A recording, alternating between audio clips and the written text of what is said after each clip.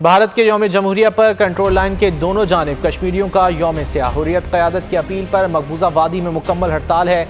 आज़ाद जम्मू कश्मीर और पाकिस्तान समेत दुनिया भर में भारत मुखालिफ मुजाहरे और एहतजाजी रैलियाँ निकाली जा रही हैं। नमस्कार दोस्तों, आप सभी का स्वागत है सिर्फ भारत पर। आज हमारे भारत में 75वां गणतंत्र दिवस का समारोह संपन्न हुआ, जिसके ऊपर पाकिस्तान की मीडिया के कुछ रिएक्शन आए हैं। आइए जानते हैं उन पाकिस्तानी रिएक्शंस। भारत का यौम जमहूरिया, मकबूजा कश्मीर समेत दुनिया भर में यौम सियाह। हुर्रियत क़यादत की अपील पर मकबूजा वादी में मुकम्मल हड़ताल। आज़ाद कश्मीर में भारत मुखालिफ मुजाहरे और एहतजाजी रैलियाँ।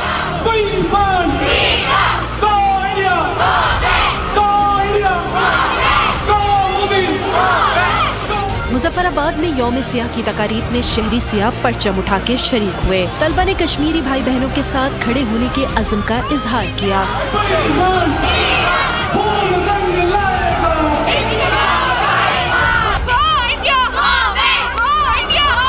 इंडिया को ये हक नहीं दिया गया कि वो एक जमहूरी मुल्क करार दे, क्योंकि वो हमारे कश्मीर पे हमेशा जुल्म करता आ रहा है। इंडिया को कोई हक हासिल नहीं है कि वो यौम रिपब्लिक डे मनाए, क्योंकि उसने जो कश्मीर पे जुल्म किए हैं उससे इस लिहाज से कोई हक नहीं है कि वो ऐसे दिन मनाए। हम बताया जाते हैं इंडिया को कि कश्मीर हमारा है, वो उस पर नाजायज कब्जा करके बैठा है। मीरपुर में जिला कचहरी से चौक शहीदा तक रैली निकाली गई। सिविल सोसाइटी, अंजुमन ताजरान और वुकला की बड़ी तादाद ने शिरकत की। 75th रिपब्लिक डे है, वहाँ पे फ्रेंच प्रेसिडेंट मौजूद है और बड़े प्रोजेक्ट्स के ऊपर इन्वेस्टमेंट की बात की जा रही है। जबकि पाकिस्तान में बात करें, पाकिस्तान की मीडिया आज भी ब्लेम गेम करती नजर आ रही है। अपनी खामियों को, अपनी गलतियों को कभी इंडिया के सर तो कभी अफगानिस्तान, कभी ईरान के सर डालती नजर आ रही है। पाकिस्तानी पब्लिक से, पाकिस्तान के यूथ हो या पाकिस्तान के सीनियर सिटीजन हो, उनसे पूछेंगे कि हमने 75 साल में, 76 साल में क्या डेवलपमेंट की। उनका 75th रिपब्लिक डे, और वो कभी मतलब देख रहे हैं हम फ्रेंच प्रेसिडेंट वहाँ पे आके विजिट कर रहे हैं, कभी वहाँ पे डेवलपमेंट की बात हो रही है, इकोनॉमी की बात हो रही है, और यहाँ पे क्या हो रहा है। बिस्मिल्लाहिर्रहमानिर्रहीम। सबसे पहले बात यह है कि जहाँ पे आप डेवलपमेंट की बात करते हैं ना, तो डेवलपमेंट ने आई थिंक यहाँ पे पाकिस्तान में जो है वो मैन वर्क की, पाकिस्तान में दिमाग की, पाकिस्तान में यहाँ पे इंटेलेक्ट की कोई कमी नहीं है। ठीक है, पाकिस्तान इस वक्त इंटेलेक्ट में कहीं आगे है उनसे, इंडिया से कहीं आगे है इंटेलेक्ट में। अगर डीपली देखा जाए तो ठीक है। अगर आप सतही तौर पे देखेंगे तो आपको नजर आएगा कि शायद इंडिया काफ़ी आगे निकल गया है, या इंडिया के लोग काफ़ी आगे हैं। पाकिस्तान में टैलेंट की कोई कमी नहीं सर, टैलेंट तो देखें वो होता है ना जो नजर आए। जैसे लेट्स सपोज हम विद एग्जांपल कहें कि भाई देखो पाकिस्तान के लोगों में बहुत टैलेंट है। माइक्रोसॉफ्ट का जो सीईओ है वो भी पाकिस्तानी है, गूगल का सीईओ पाकिस्तानी है, यूट्यूब का सीईओ पाकिस्तानी है। ये लेट्स सपोज अगर ऐसी एग्जांपल दें, जब हम बात करें लॉजिक के साथ तो वो हमें लिस्ट दिखा देते हैं कि ये भी हमारा सीईओ, ये भी हमारा सीईओ, हम दुनिया की 5वीं बड़ी इकॉनमी, हम जानते चले गए, मतलब वो तो ये लॉजिक देते हैं। फिर हमारे पास आगे से क्या आंसर होगा। मैं आपसे बात टैलेंट की कर रहा हूँ जी। टैलेंट के बाद जो बात आती है ना, वो जो बात आप कर रहे हैं ना, वो अपॉर्चुनिटी की आती है।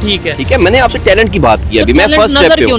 मैं आपसे फर्स्ट स्टेप पे हूँ, ठीक है। फर्स्ट स्टेप पे ये है कि टैलेंट हमारे पास, ठीक है, उस मुल्क से कहीं आगे है। हमारे पास टैलेंट की कोई कमी नहीं। अब बात आगे आती है अपॉर्चुनिटीज की, ठीक है, कि क्या हम आया कि अपने उन नौजवानों को, अपनी उस यूथ को, अपने उन लोगों को वो अपॉर्चुनिटी दे रहे हैं या नहीं दे रहे। ये अब सेकंड स्टेप है। प्लेटफॉर्म ऐसा दे रहे हैं, प्लेटफॉर्म ऐसा नहीं है आपके पास, ठीक है। आपके पास टैलेंट की कोई कमी नहीं है। अगर इस यूथ को, इन लोगों को, पाकिस्तान के जफाकश लोगों को यकीन करें, थोड़ा सा मौका दिया जाए, थोड़ी सी अपॉर्चुनिटी दी जाए, ये कहीं आगे निकल सकते। तो ये मौका किसने देना है? मतलब टैलेंट तो अपना रास्ता खुद बना लेता है, मैंने तो ये थोड़ा सा सुना है। आप इसके ऊपर क्या कहना चाहेंगे? सर की बात से एग्री करते हैं? मतलब सर ने ये कहा पाकिस्तान में talent as compared to India बहुत ज्यादा है, यूथ बहुत ज्यादा टैलेंटेड है, लेकिन मैं ये कहता हूँ कि अगर टैलेंट है तो नजर क्यों नहीं आ रहा? हम दुनिया में अपना नाम, पाकिस्तान का नाम क्यों नहीं बना पा रहे? वो लोग हर दुनिया की हर फील्ड में हमसे आगे नजर आ रहे हैं। जी, मैं सर की बात से टोटली एग्री करूंगा, लेकिन थोड़ा सा मैं इसको डिफर इस सेंस में करूंगा कि हमारे पास प्लानिंग की कमी है।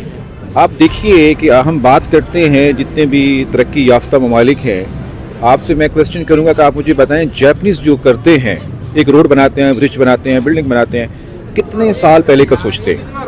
आप 250 साल पहले का सोचते हैं, वो 250 साल आगे का सोचते हैं कि हम 250 साल के बाद यहाँ पे क्या होगा। लॉन्ग टर्म पॉलिसीज हैं, लॉन्ग टर्म पॉलिसीज है। इवन देन हम इंडिया की बात करते हैं, इंडिया 50 ईयर एडवांस सोचता है कि 50 साल के बाद यहाँ पे क्या ब्रिज बनेगा, बिल्डिंग बनेगी, हम एजुकेशन में कहाँ तक। हमारे पास प्लानिंग नहीं है। हम आज का सोचते हैं, आपके सामने मैं वर्स्ट एग्जांपल रखता हूँ, एक रोड बना, 10 दिन के बाद तो उसको उखेड़ने वाले आ जाएंगे, जी हमने यहाँ पे सीवरेज की लाइन डाल दी है, हमने टेलीफोन की लाइन डाल दी है। हमारे पास प्लानिंग नहीं। तार साहब, आज भारत के अंदर एक आपको पता है इम्पोर्टेंट डे है, रिपब्लिक डे मनाया जा रहा है। फ्रांस के सदर आए हुए हैं भारत में। तार साहब, ये जो इनविटेशन है वो जो बाइडेन को दिया गया था। आप अमेरिकन हैं और अमेरिकन पॉलिटिक्स को बहुत करीब से समझते हैं, बायपार्टिजन पॉलिटिक्स को समझते हैं। अमेरिकन प्रेसिडेंट को का ना आना और उसके बाद यह पोलाइटली डिक्लाइन कर देना इनविटेशन को, एंड देन फ्रेंच प्रेसिडेंट का आ जाना, आप इसको कैसे देखते हैं? और सुनने में आ रहा है कि बड़ी डील्स हो रही हैं। नरेंद्र मोदी 2019-20 की पाकिस्तान के साथ डॉग फाइट और इंडिया चाइना के साथ जो लाइन ऑफ एक्चुअल कंट्रोल पे हालात ख़राब हुए तो उन्होंने फ्रांस का रुख किया और बहुत ज़्यादा राफेल वगैरह और मिलिट्री हार्डवेयर वहाँ से ख़रीदा है। How do you see these developments? And बड़ा रोड शो हो रहे हैं, बड़ी एक साउथ एशियन कंट्री के अंदर इस तरह सड़कों पे फर्स्ट वर्ल्ड के लीडर का घूमना बड़ी बात, मैं इसको बड़ी ऑप्टिक्स हैं, आप इसे कैसे देखते हैं? चीमा साहब, मैं इसको जिस तनाजर से, एक तो मैं सिमिलैरिटीज बताऊंगा कि कुछ तो खैर आपने खुद भी जिक्र किया है उसका, लेकिन कुछ और मजीद सिमिलैरिटीज हैं फ्रांस की और भारत की एक दूसरे के साथ। लेकिन जो बाइडेन के लिहाज से अगर देखा जाए तो वो उन्होंने बहाना तो किया था कि एक दूसरा उनकी सेहत भी इजाजत नहीं देती उनको ट्रैवलिंग की भी इतनी, बहुत ज्यादा वो स्टेज से उन्हें नहीं पता होता कि दरवाजा किधर है, तो वो फ्रांस जाना तो बहुत बड़ी बात थी। पता नहीं शायद ये नहीं वजह थी, या फिर मैंने आपको पहले बताया था कि एक रीग्रुपिंग भी हो रही है, जिस ना सिर्फ बाइडेन साहब का इस इवेंट में ना जाना, डॉक्टर जयशंकर का रशिया का दौरा, डॉक्टर जयशंकर का ईरान का दौरा, ये सारी चीजें जो है वो अगर डार्ट्स जोड़ी जाए तो रीग्रुपिंग हो रही है इस वक्त। लेकिन सिमिलैरिटीज विद द फ्रांस, एक तो मैं 60s के अंदर जो मिराज त्यारे दिए और सबसे पहले वहां से मैं इसको शुरू करना चाहूंगा। उसके बाद आपको पता न्यूक्लियर फ्यूल जो था वो 1982 में देना था अमेरिका ने, लेकिन वो बैकआउट कर गए, फिर फ्रांस ने दिया उनको। तो फ्रांस के साथ उनके रिलेशनशिप जो है वो, और इस दफा भी वो 6 न्यूक्लियर प्लांट जो है वो दे रहे हैं इंडिया को, ये बात चल रही है।